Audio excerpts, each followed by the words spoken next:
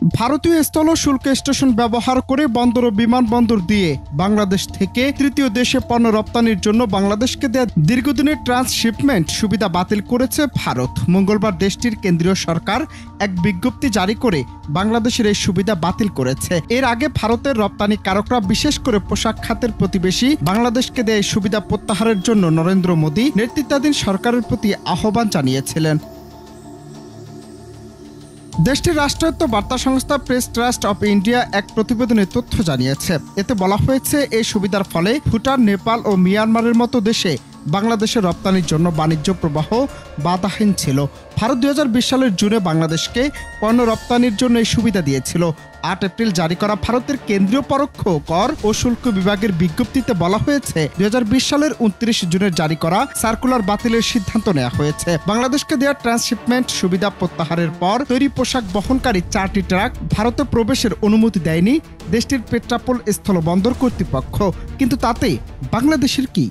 The transshipment facility extended to Bangladesh had over a period of time resulted in significant congestion at our airports and ports. Logistical delays and higher costs were hindering our own exports and creating backlogs. These measures do not impact Bangladesh's exports to Nepal and Bhutan. এমন খবরে ভারতীয় গণমাধ্যমে খুশির ছড়াছড়ি হলেও ভারতের সিদ্ধান্তকে যেন পাত্তাই দিল না বাংলাদেশের বর্তমান অন্তর্বর্তী সরকার।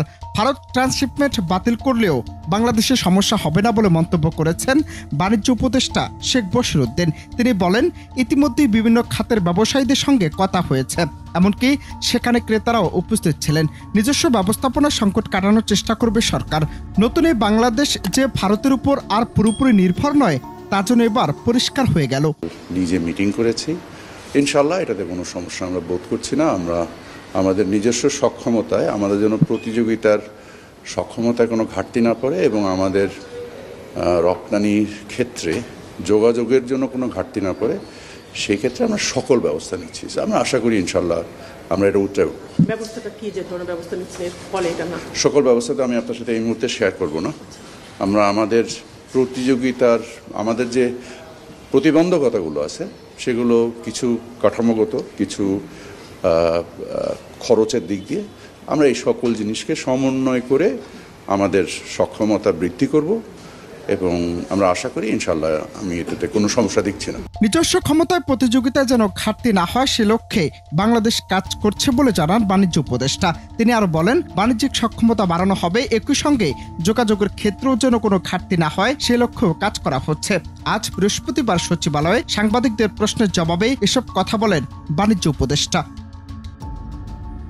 অনন্ত হাসান মাসুদ, বাংলা টিভি, ঢাকা।